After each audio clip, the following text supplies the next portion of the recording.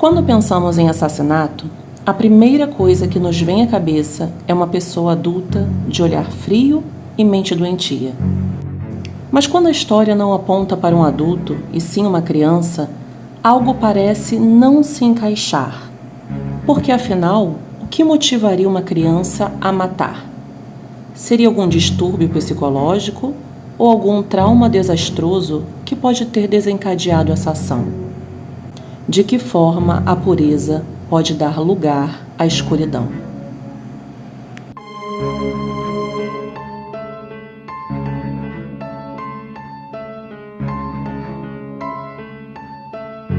No caso de hoje do canal Serial Crimes, conheceremos o caso da criança chamada Mary Bell. Mary foi uma menina de 11 anos que matou 2 meninos em Newcastle, na Inglaterra. E hoje você vai saber tudo o que motivou essa criança a matar. Por isso já vai deixando o seu like aqui, já vai se inscrevendo no canal para saber toda a história. Mary Flora Bell nasceu em Newcastle, na Inglaterra, em 26 de maio de 1957. Sua mãe tinha apenas 17 anos e era garota de programa. E seu pai, que na verdade não era seu pai biológico, era um traficante de drogas. Mary vivia com seus pais e seus 3 irmãos mais novos em uma casa muito pobre. Quando não estava na escola, ficava perambulando pela vizinhança. Ela parecia uma criança normal, mas na verdade, anos depois, foi constatado que não era. Seus pais, embora morassem na mesma casa, não viviam como marido e mulher. Os dois alternavam-se para cuidar das crianças. A mãe, quando não estava nos bares vendendo seu corpo, estava em casa. E o pai, quando não estava em casa, estava praticando roubos. Sua mãe Betty costumava surrar tanto Mary Bell quanto o irmão, um ano mais novo que ela, por motivos praticamente insignificantes. E seu pai, apesar de não ser o pai biológico, a tratava com carinho, ao contrário de sua mãe. Desde seu nascimento, Mary Bell foi rejeitada por sua mãe, tanto que na maternidade, a própria mãe gritava com os médicos, dizendo: "Tire essa coisa de perto de mim." Ela simplesmente não suportava estar perto daquela criança. A indiferença com a menina só veio a aumentar. E com 1 ano de idade, Mary teve uma overdose com comprimidos que sua avó materna tomava para enxaqueca. Até hoje não ficou esclarecido como Mary teria tido acesso a esses remédios. Conviver com aquela criança ainda era uma tarefa árdua para Beth. Tanto que 1 ano e meio depois do episódio da overdose, Beth simplesmente deu sua filha para um casal, amigos da sua irmã, criá-la. Mas a irmã de Beth não aceitou essa situação. Pegou a criança e retornou para a mãe. Um outro episódio muito estranho aconteceu na vida de Mary Bell logo após o retorno para casa. Algumas semanas depois, seu irmão mais novo estava comendo alguns doces. E Cat, que era irmã de Beth, encontrou alguns pequenos comprimidos de anfetaminas misturados aos doces. Na verdade, tudo isso era uma tentativa desesperada que Beth fazia para se livrar de sua filha. O desespero era tanto que ela chegou a oferecer dinheiro para que ficassem com a criança. Sem sucesso em se livrar de sua própria filha, ela começou uma longa jornada tentando destruir Mary Bell. Entre a idade de 4 aos 8 anos, Mary Bell simplesmente foi oferecida aos próprios clientes de sua mãe. Beth cobrava uma quantia maior para que os homens abusassem de sua filha da forma que eles quisessem. Então, como obra do destino, alguns acidentes começaram a acontecer, como, por exemplo, a menina cair de uma janela, assim como ter uma overdose de comprimidos para dormir. Como aconteceu, ninguém explicava. Em um livro publicado em relação à vida de Mary Bell, a mesma contou que lembrava de cenas muito confusas de sua infância, que aconteciam em seu quarto. Eram homens nus, com chicotes na mão, que a própria mãe vendia. Não satisfeita com todas as tentativas de matar a menina ou se livrar de alguma forma, Betty simplesmente foi até uma casa de adoção e entregou a filha para uma desconhecida e disse: "Eu trouxe essa aqui para ser adotada. Fique com ela." Simplesmente virou as costas e foi embora. Mas por azar de Betty, Isa, que era uma outra irmã, a seguiu e descobriu o que havia feito. Foi até sua mãe e as duas a obrigaram a pegar a criança de volta. E mesmo na sua fase adulta, Maribel se pergunta por que a mãe, a família, não a deixou com aquela mulher. Ela lembra de todos os abusos sofridos por sua mãe e pelos próprios clientes que ela permitia que a abusasse. E esses abusos eram tão profundos e tão marcantes em sua alma que Maribel se urinava todas as noites até seus 23 anos de idade. E ela ainda relata que se livrou desse hábito quando ela realmente se sentiu amada por um homem, quando ela deixou a prisão. A vida de Mary foi um pesadelo. Mas em 1967, ela conhece uma menina chamada Norma Bell. E apesar do mesmo sobrenome, elas não tinham nenhum parentesco. Norma era 2 anos mais velha que Mary Bell e se mudou para casa ao lado. A amizade das duas ia para um lado obscuro, que ocasionou algo muito inesperado. As duas garotas começaram uma grande amizade. Com essa convivência, elas alimentavam um plano de fugir de casa. Apesar da vida de Norma não parecer tão difícil como a vida de Mary Bell, ela simplesmente queria fugir de casa, pois tinha 10 irmãos e queria chamar a atenção, enquanto Mary queria e precisava se distanciar daquele pesadelo. Conversas e brincadeiras negativas já fazia parte da convivência entre as amigas. Mas o encontro dessas duas mentes perturbadas causou o pior: o assassinato de 2 crianças. Martin Brown foi o primeiro a ser assassinado.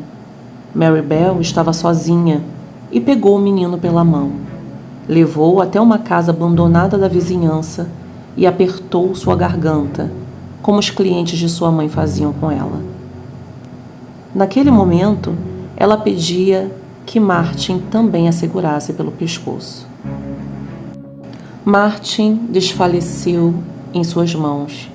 Mary Bell, naquele momento, pensou que ele estivesse apenas inconsciente,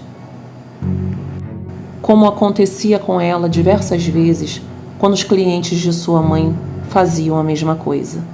Então, num ato desesperado, ela chegou até Norma e pediu para que ela fosse vê-lo. E foi ali que elas perceberam que Martin estava morto. Martin tinha apenas 4 anos de idade, seus olhos azuis e cabelos loiros.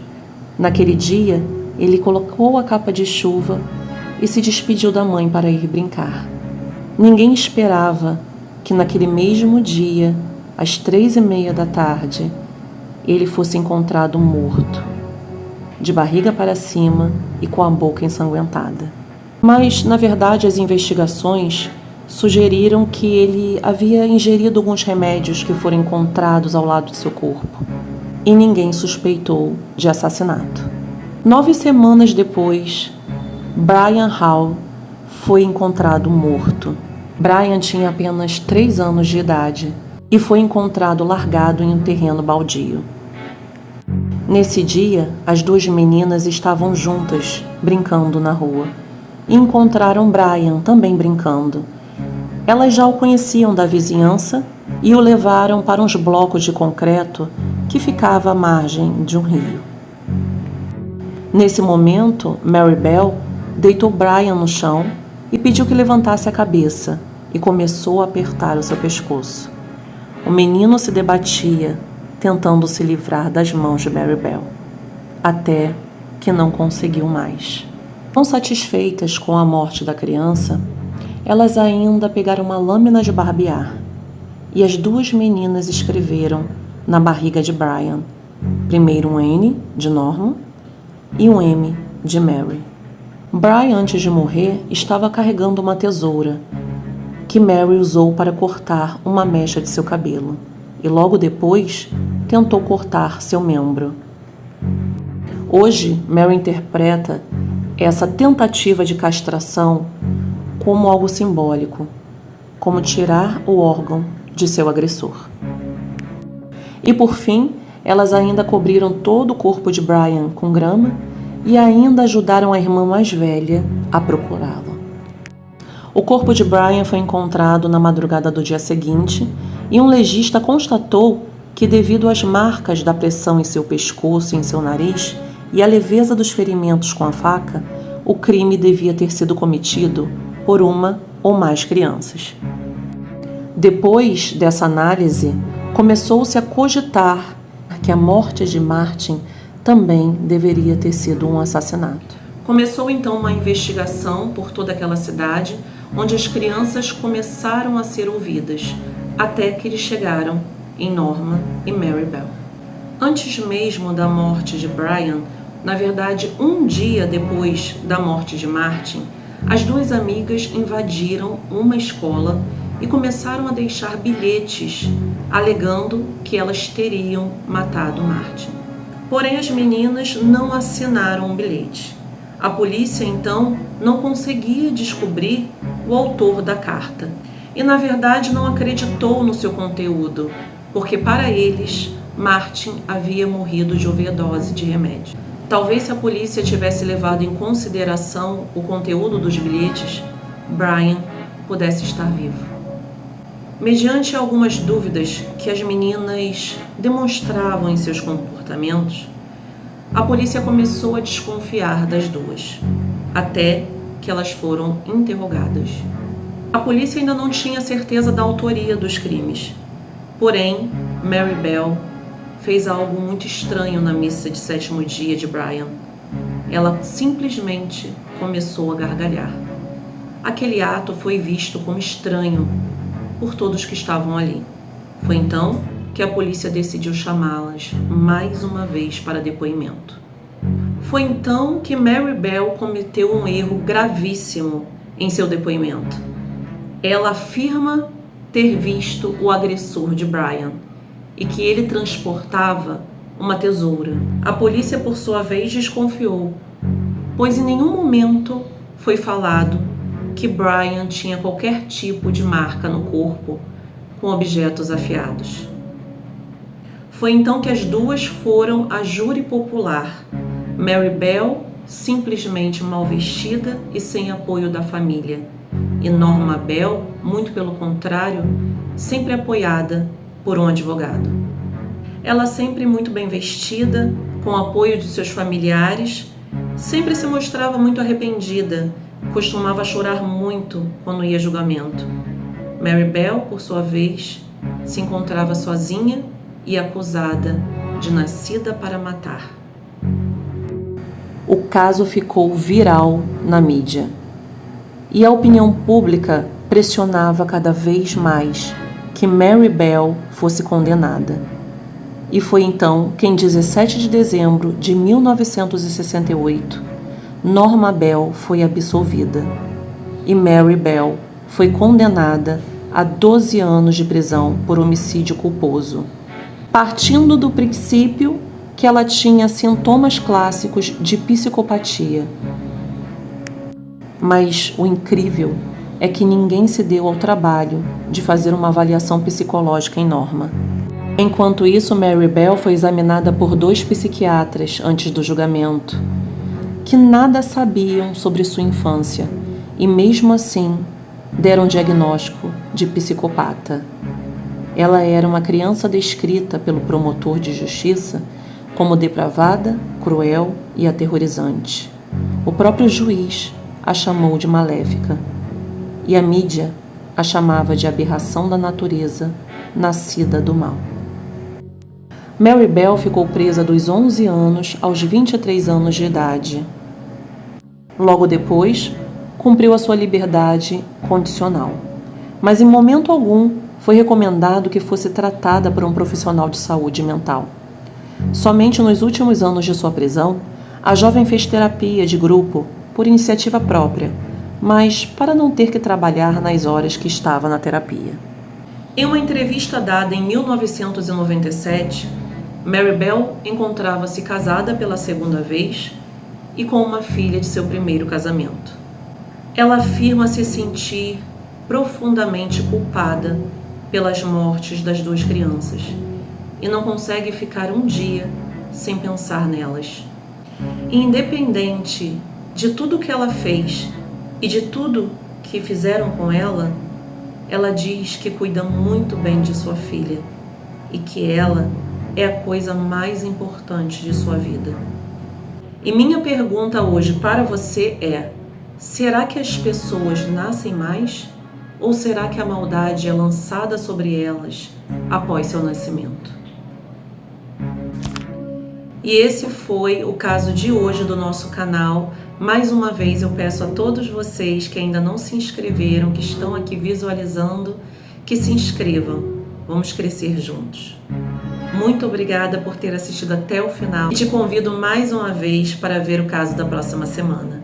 Muito obrigada a todos e até o próximo vídeo.